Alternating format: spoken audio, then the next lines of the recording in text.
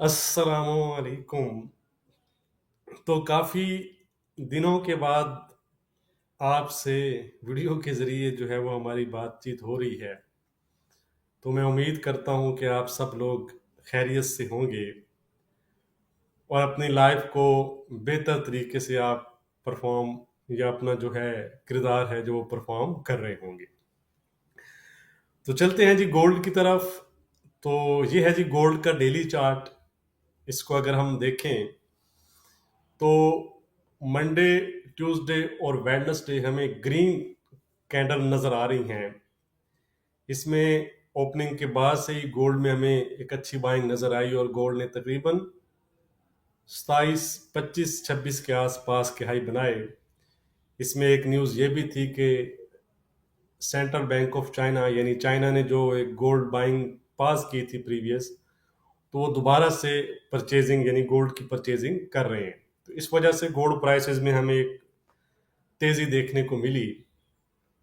लेकिन उसके बाद यूएस का इन्फ्लेशन डाटा हमारे सामने आया, जिसमें पहले सीपीआई नंबर यानी कंज्यूमर एंड पर जो इन्फ्लेशन थी उसके नंबर्स आए और उसके बाद पीपीआई यानी कि प्रोड्यूसर एंड पर जो इन्फ्लेशन थी उसके नंबर्स आए। तो दोनों नंबर्स हमें हायर साइड पर नजर आए, यानी इन्फ्लेशन दोबारा से जो है वो हमें अप साइड पर नजर आई।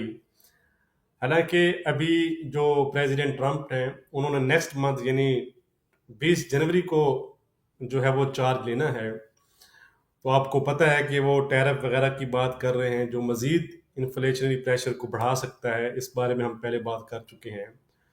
तो उससे पहले ही इन्फ्लेशन में हमें राइज नज़र आ रहा है, जो कि फेड के लिए एक आप कह सकते हैं कि काफ़ी एक ट्रिकी सिचुएशन हो चुकी है और इंटरेस्टिंग सिचुएशन है। कैसे?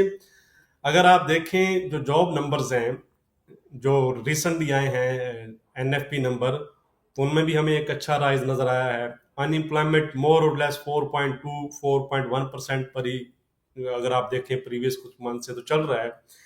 यानी इंटरेस्टिंग सिचुएशन ये है कि जॉब नंबर्स जो लेबर मार्केट है वो मोर और लेस सेम ही है। इन्फ्लेशन अलबत्ता जो डाउन साइड पर जा रही थी वो अगर आप देखें प्रीवियस कुछ मंथ से तो वो दोबारा से पास होने के साथ साथ इंक्रीज हो रही है। और उसके साथ इंटरेस्टिंग ये है कि फेड जो है वो इंटरेस्ट रेट कट कर रहा है। अगर आपको याद हो तो फेड जो डॉट प्लॉट हमारे सामने आया था लास्ट टाइम, उसमें 100 बीपीएस की फोरकास्ट की गई थी फेड ऑफिशियल की जानिब से 2024 में, और 75 बीपीएस का रेट कट फेड कर चुका है। और नेक्स्ट वीक यानी 18 दिसंबर को जो मीटिंग है फेड की, 2 3 दिन 3 दिन रह गए हैं, तो उसमें 25 बीपीएस रेट कट की फोरकास्ट की जा रही है। यानी इन्फ्लेशन अगेन राइज पर है, लेबर मार्केट आपकी गुड है, लेकिन फेड जो है वो रेट कट कर रहा है। और इंटरेस्टिंगली मार्केट भी यही चीज एक्सपेक्ट कर रही है। अगर हम देखें फेड के जो वाई टूल है उस पर जाकर आप देखें तो यहाँ पर देखें 96% चांसेस हैं कि फेड 18 दिसंबर को 25 बीपीएस का रेट कट करेगा। 4% की जो है वो नो चेंज है और 0% है हाइक। ठीक है, वो तो समझ आता है, चलो ठीक है।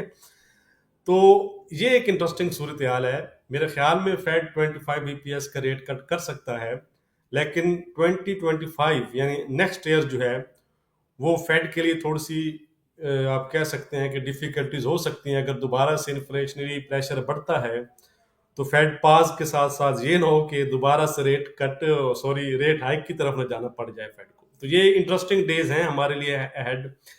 लेकिन याद रहे कि नेक्स्ट वीक जो है वो तकरीबन आप मोर और लेस कह सकते हैं कि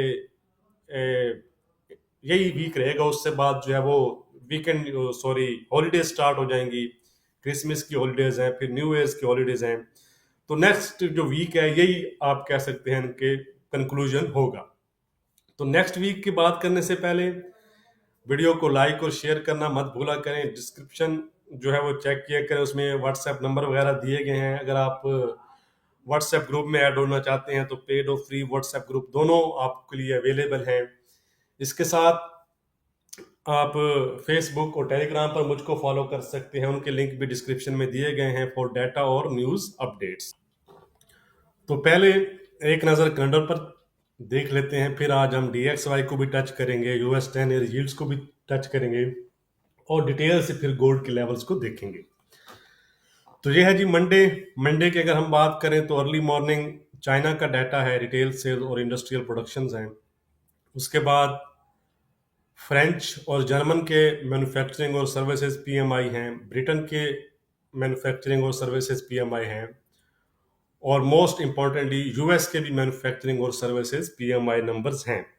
तो आप कह सकते हैं कि मंडे से ही जो है वो एक्शन स्टार्ट हो जाएगा। ट्यूसडे की बात करें तो जॉब डाटा है ब्रिटेन का। उसके बाद को रिटेल सेल्स नंबर हैं US के, ये नंबर्स भी इंपॉर्टेंट रहते हैं, याद रहे कि ये भी इन्फ्लेशनरी जो है प्रेशर उसको इंडिकेट करते हैं। वेडनेसडे को ब्रिटेन की CPI है, और रात को यानी थर्सडे नाइट हो जाएगी हमारे एंड पे तो फेड की मीटिंग है। याद रहे कि अगर आप देखें तो वही 25 BPS की रेट का फोरकास्ट जो है वो की जा रही है, और इसके साथ साथ इकोनॉमिक प्रोजेक्शंस हैं, याद रखिएगा, जिनको हम डॉट प्लॉट कहते हैं। तो ये भी हमें काफ़ी इंपॉर्टेंट चीज़ रहती है, इसमें देखना होगा कि फेड ऑफिशियल्स अब नेक्स्ट जो है वो रेट्स को कहाँ पर देख रहे हैं। इसके साथ स्टेटमेंट आएगी और मोस्ट इंपॉर्टेंटली प्रेस कॉन्फ्रेंस रहेगी, क्योंकि मोर और लेस रेट का जो है वो कट तो इतना इम्पैक्ट नहीं डालेगा, क्योंकि ऑलरेडी मार्केट में प्राइसिंग है। हाँ, अलबत्ता अगर फेड रेट पास कर देता है या हाइक कर दे तो वो मार्केट में वॉलेटिलिटी ला सकता है, लेकिन मेन ट्यून जो होगी वो फेड चेयरमैन पावल की प्रेस कॉन्फ्रेंस रहेगी कि वो उनका क्या व्यू है। ठीक है, इसको फिर हम इंटरडे वीडियो में डिस्कस करेंगे। थर्सडे को फिर बैंक ऑफ जापान की मॉनेटरी पॉलिसी है। ये भी आपको पता है कि नो रेट कट की फोरकास्ट है, यानी रेट किसी किस्म की चेंज की फोरकास्ट नहीं है, लेकिन ये भी मेन इवेंट रहेगा। अगर ऊपर नीचे होता है रेट्स में तो मार्केट में काफ़ी हलचल आ सकती है। ब्रिटेन की मॉनेटरी पॉलिसी है यानी ECB की नो रेट कट, ये एक इंटरेस्टिंग रहेगा कि वो रेट कट नहीं कर रहे, पास है। तो ये चीज़ आपको इंडिकेट कर रही है कि नेक्स्ट आने वाले दिनों में फिर फेड की सिचुएशन क्या हो सकती है। GDP नंबर्स हैं, अनएम्प्लॉयमेंट रेट है, फिलिप फेड मैन्युफैक्चरिंग है, एग्जिस्टिंग होम सेल्स है US के एंड पे। फ्राइडे की बात करें तो ब्रिटेन के रिटेल सेल्स नंबर्स हैं और US का कोर PC प्राइस इंडेक्स है। ये बड़ा इंपॉर्टेंट नंबर्स रहता है, याद रहे। इसमें अगर ऊपर नीचे होता है, ईज्ड होने की फोरकास्ट की जा रही है। ये अगर अनचेंज रहता है 0.3% पर या 0.4%, तो ये गोल्ड के लिए नेगेटिव होगा। अगर ईज्ड होता है तो ये गोल्ड के लिए पॉजिटिव होगा। अच्छा जी, अब हम चलते हैं चार्ट की तरफ। तो सबसे पहले हम DXY पर एक नज़र डाल लेते हैं। जल्दी जल्दी मैं नज़र डालूंगा कि ज़्यादा हमें ना हो। तो यहाँ पर देखें कि रिसेंटली ये रेजिस्टेंस एरिया था जिसको इसने ब्रेक किया, और इवन प्रीवियस भी अगर आप देखें तो उसको भी क्लोज करके ब्रेक करके इसने अपर साइड पर क्लोजिंग दी है। तो क्लियरली DXY जो है वो अप ट्रेंड में है। तो ये इसका सपोर्ट एरिया है, जब तक ये ब्रेक नहीं होता तो ये जैसे ही इस रेजिस्टेंस को ब्रेक करेगा 107.50 के आसपास, तो मजीद ये दोबारा से 108 और 109 की तरफ जा सकता है। यानी इस पर जो व्यू है वो हमारा अपसाइड का है। अब आ जाएं जी 10 ईयर यील्ड्स की तरफ। लास्ट वीक इंटरेस्टिंगली अगर आप देखें तो 1 2 3 4 5 5 के 5 दिन जो है वो US की 10 ईयर यील्ड जो है वो ग्रीन में रही हैं, यानी अपसाइड पर रही हैं। तो ये इनके लिए रेजिस्टेंस एरिया है। यहाँ से काफ़ी मल्टीपल टाइम अगर आप देखें तो इस एरिया से ये रिजेक्ट हो चुकी हैं। 450 से 450 का एरिया, ठीक है जी, 445 से 50 का एरिया है। अब ये एरिया अगर ये ब्रेक कर देती हैं तो फिर इसमें मजीद हायर साइड हमें नजर आ सकती है 460 और 470 की तरफ, जो कि गोल्ड के लिए नेगेटिव होगा। और अगर ये अगेन यहाँ से ड्रॉप करती हैं तो जब तक ये इस एरिया को ब्रेक नहीं करती तो इसमें मजीद हम डाउन साइड नहीं देख सकते। तो लेकिन अगर ये ड्रॉप करती हैं तो ये चीज़ गोल्ड के लिए पॉजिटिव होगी। अब हम चलते हैं गोल्ड के डेली चार्ट पर। डिस्कस हम डिटेल से H1 में करेंगे। यहाँ पर अगर आप देखें तो ये इसका सपोर्ट जोन था, जिसको ब्रेक करने के बाद इसी एरिया से प्राइसेस ने 2540 का लो लगाया। जब अगेन प्राइसेस इस एरिया में गई तो वहां से ड्रॉप हुई और 2605 का लो लगा। थर्ड टाइम जो है प्राइसेस बिल्कुल एग्जैक्टली पिन पॉइंट जो है वो अपने इस एरिया थे, जो इसका आप कह सकते हैं कि गैप पड़ा था उसको फिल किया 27-25 के आसपास, और वहां से स्ट्रेट जो है वो डाउन हुई हैं। यहाँ पर इवन के लोअर साइड पर हमें विक भी नजर नहीं आ रही। तो डेली चार्ट पर ये एरिया है जी आपके पास 26, 23, 25 का एरिया है। यहाँ पर मैं क्लोजिंग देखूं तो 26, 25 की है।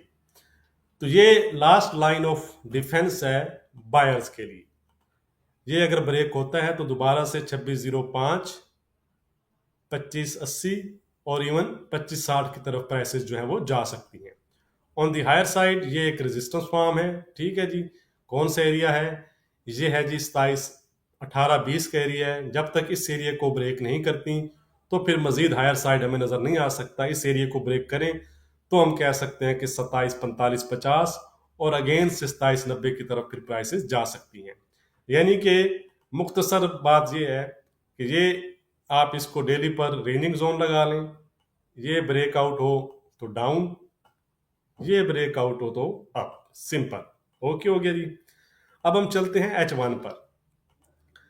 H1 पर हम जरा डिटेल से डिस्कस करेंगे, तो यहां पर आपने बने रहना है। ये जो लेवल्स हम डिस्कस करेंगे ये आप हर जिस भी टाइम फ्रेम में आप काम करते हैं उसमें अप्लाई कर सकते हैं। अच्छा जी, पहले हम देखते हैं कि प्राइसेस डाउन आ रही हैं तो सपोर्ट एरियाज कहां पर हैं जहां से ये सपोर्ट एरियाज ले सकते हैं। याद रहे कि अभी तक जो प्राइसेस ड्रॉप कर रही हैं यहां से, तो फिलहाल बाइंग का कोई हमें वो क्या कह रहे हैं कि चांस नजर नहीं आ रहा। तो इस एरिया का आपने वेट करना है अगर आप बायर हैं, और यहां पर कंसोलिडेशन का वेट करना है। यानी कि कहने का मकसद ये है कि यहाँ पर प्राइसेस आती हैं, कोई रिजेक्शन शो करती हैं, जिस तरह यहाँ पर कैंडल्स आपको नजर आ रही हैं, तो यहाँ पर एक रेंज बन जाती है। ठीक है, ये इस तरह। ठीक, जो भी टाइम ये और ये, तो बायर्स अगर आप हैं तो आपने वेट करना है, जैसे ही प्राइस आए यहाँ पर वो स्टेक करें, कंसोलिडेशन करें, और अगर वो अपनी उस रेंज का हायर साइड ब्रेक करें तो फिर आप बाय करेंगे उसको हायर साइड के लिए, वरना यहाँ पर आपने बाय वगैरह नहीं फंसानी। ठीक है। और अगर आप सेलर्स हैं तो इस लो, अगर ये लो वो जो कंसोलिडेशन यहाँ पर करेगा उसको अगर ब्रेक करता है तो फिर मजीद हमें वीकनेस नजर आ सकती है। कहां तक? 26, 18। ये होगा लास्ट लाइन ऑफ डिफेंस। ये ब्रेक होता है तो फिर 2605, 2595 और 2580 की तरफ हम जाएंगे। ठीक है जी। ऑन दी हायर साइड अगर हम सेलर्स की बात करें तो सेलर्स के लिए अपर साइड पर ये एरिया है 26, 62, 60 का एरिया है। यहाँ पर आपको रिजेक्शन मिलती है तो आप सेल कर सकते हैं। लेकिन ये वाला जो एरिया है, ये अगर आप देखें इस जोन को, जरा आप गौर करना इस चीज को आपने यहाँ पर, कि यहाँ पर प्राइसेस आई और जब उन्होंने इस एरिया को ब्रेक किया तो ये वाला उन्होंने हाई लगाया प्राइसेस ने 27, 25 का। तो दोबारा जब इस जोन से आई तो बाउंस हुई, लेकिन जैसे ही इस जोन को ब्रेक किया तो उसी के टेस्ट पर फिर प्राइसेस गिर गई। यानी कि आप कह सकते हैं ये 26, 70, 80 का ओवरऑल जोन है, 26, 75, 78 का एग्जैक्ट जोन है। तो इस जोन को ब्रेक करें तो फिर लास्ट लाइन ऑफ जो डिफेंस है वो फिर हमें जहां तक नजर आ सकती है। लेकिन मेरे ख्याल में ये वाला एरिया काफी मजबूत एरिया रहेगा। यानी कहने का मकसद ये है कि अगर प्राइसेस यहाँ से ड्रॉप नहीं करती तो इट्स हाई जो है वो ये है, हाई चांसेस आप कह लें कि वो यहाँ से ड्रॉप कर जाएंगी। ठीक है। लेकिन फिर भी लास्ट लाइन ऑफ डिफेंस ये हो गया 26, 90, 92 का, कि यहाँ से प्राइसेस सेल हो जाएं। लेकिन ज्यादा जो एरिया वो इंपॉर्टेंट एरिया रहेगा वो कौन सा रहेगा? ये वाला। तो ये 3 एरियाज हैं आपके पास सेल के लिए। बायर्स को मैंने बता दिया है कि वो वेट करें, जहां पर अगर कंसोलिडेशन होती है इस जोन को मार्क कर लें। ये 2 एरियाज हैं इनके लिए, तो यहाँ पर आप बाइंग देख सकते हैं अगर आपको कोई बाइंग मिलती है। बाकी लाइव स्ट्रीम में हम लेवल्स वगैरह डिस्कस करते हैं, उनको आप ज़रूर देखें, बड़ा हेल्पफुल रहेगा आपके लिए। तो कल लाइव स्ट्रीम में मिलेंगे। बहुत शुक्रिया।